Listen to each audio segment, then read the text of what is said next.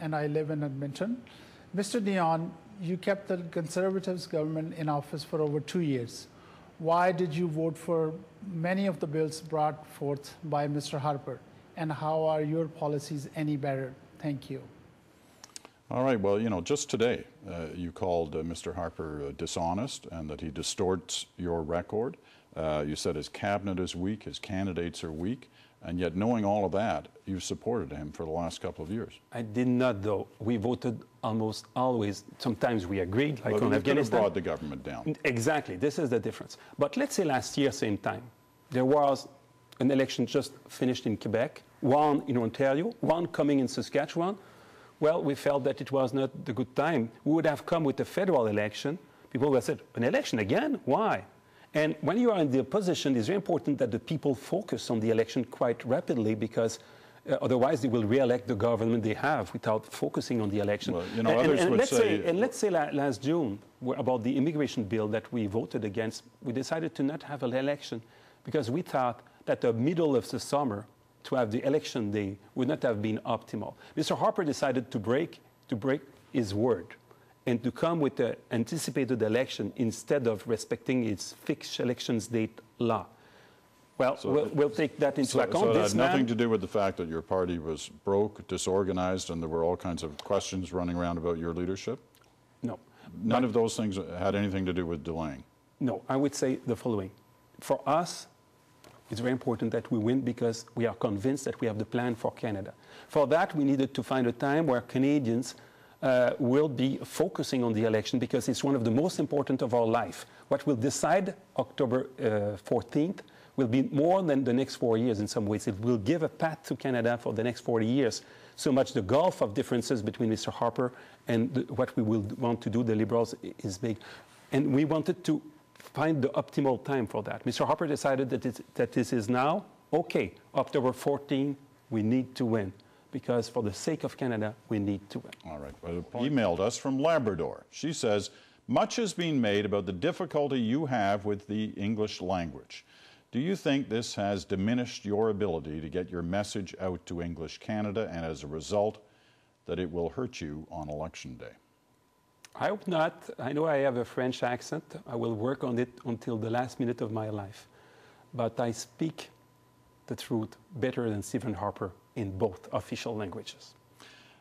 Let me just take you back to one of those earlier questions on the economy, because it got me wondering, if you're focused on that being the #1 issue, you've got all this organized for the first 30 days if you win, if in fact you wake up next Wednesday morning to be the next Prime Minister of Canada, and you're going to have to work on this immediately even before the transition, do you know already who your finance minister will be, who will be the most important person next to you in managing that economic situation? I have some ideas. I will tell you, I will not have any difficulty to find a good one. And I think that the team Mr. Harper has today is appalling. No, don't tell me about his team. Tell me about your team. Who would be on the short list for finance minister for Stéphane Dion? I will not tell you, Peter. But isn't that something that Canadians would want to know? You're saying that this is the most important issue. Today I was with the former Minister of Finance, Mr. Goodale, that has been a great Minister of Finance. I had facing me the former chief economist of the Royal Bank, Mr. McCallum, who was a great economist, who helped us to come with the good numbers for our platform. And nobody questioned our numbers, neither the Green Shift, neither the platform. We have a great team. I had Martha Finlay, or critic for financial institutions. Should she be on the short list for She's finance? Great. She's great. And I had John McKay was in the room with our chair for the Committee of the Economy. A lot of experience. We have a great team. Great team. A question from Quebec now. From Montreal. I'd like to know what you believe is the role of the Albertan tar sands in our economy and in our environmental legacy. Thank you very much. Well, as you know, the NDP says they'd stop production on the oil sands right now. They said something and they said the opposite. New production, I don't want to misstate their position. I think we have a golden opportunity to invent a sustainable development. It's what we need. It's not to kill the growth, it's to make sure that the growth will be there for our children and grandchildren. If we are able to make Fort McMurray sustainable, imagine we'll be able to sell this know-how to the world and to make megatons of money with it. This plan is the best plan for Alberta. It's good for Albertans and the people of Saskatchewan because we'll attract investments around the world to find a way to decrease greenhouse gas emissions in these industries. So we'll increase the tax on the oil sand. We'll come with the carbon tax that they will have to pay. But at the same time, these investors, they will think in their mind, if I want to save taxes, I need to decrease my emissions.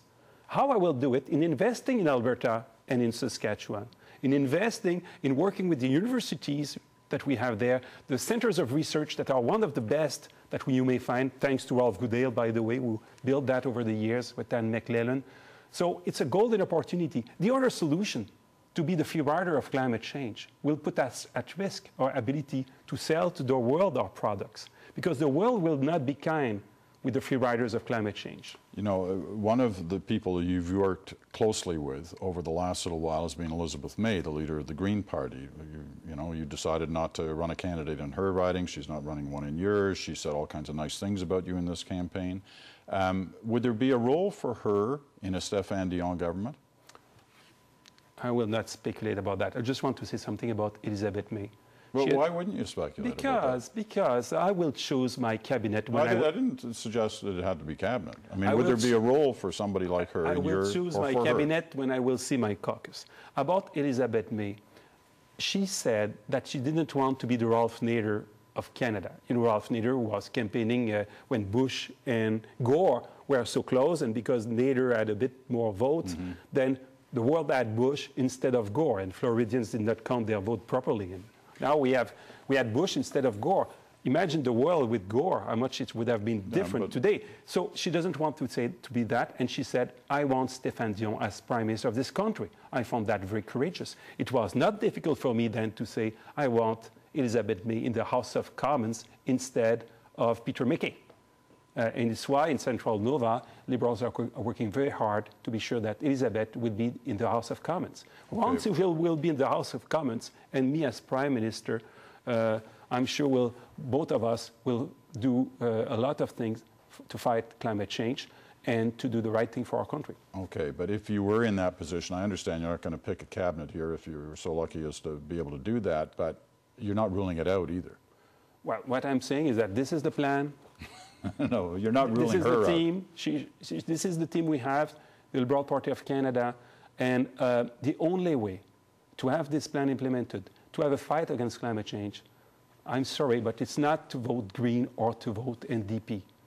It's to vote Liberal. You will never have a greener Prime Minister than me. And this is the time. We cannot wait. The crisis of climate change cannot wait. We cannot risk to have Stephen Harper. It's a risk that we cannot afford.